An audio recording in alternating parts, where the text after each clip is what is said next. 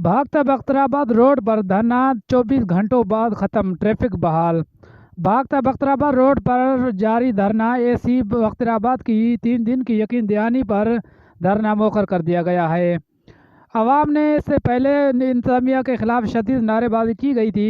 अवाम का कहना था कि सिब्बी बख्तराबाद इंतज़ामिया तोफल तसलियाँ बहुत दे चुकी है, रोज़ बरोज़ चोरों से बात आगे बढ़ चुकी है, अब शहरियों की जान व माल महफूज नहीं है।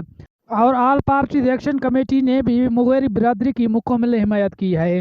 रहनुमाओं का कहना था कि मुगेरी बिरादरी, जामड़ा बिरादरी का एहतजाजी धरना जो कल से यहाँ पर सिब्बी एरिया में धरना था कल से, लेकिन इंतज़ामिया सिब्बी की नाअहली और नाकामी की हद है कि 24 घंटे गुजर चुके थे, लेकिन यहाँ पर इंतज़ामिया ने गैर संजीदगी का मुजाहरा किया।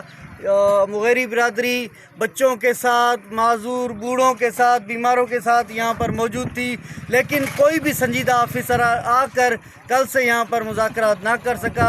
2-3 दिन हम उनको टाइम दे रहे हैं। 3 दिन तक अगर उन्होंने चोरी बरामद की और नतीजा कुछ अखज़ किया तो फबिया, नहीं तो अगला जो हम कदम उठाएंगे उसमें हमारे जो है वो ज़हन में 3 चीज़ें हैं।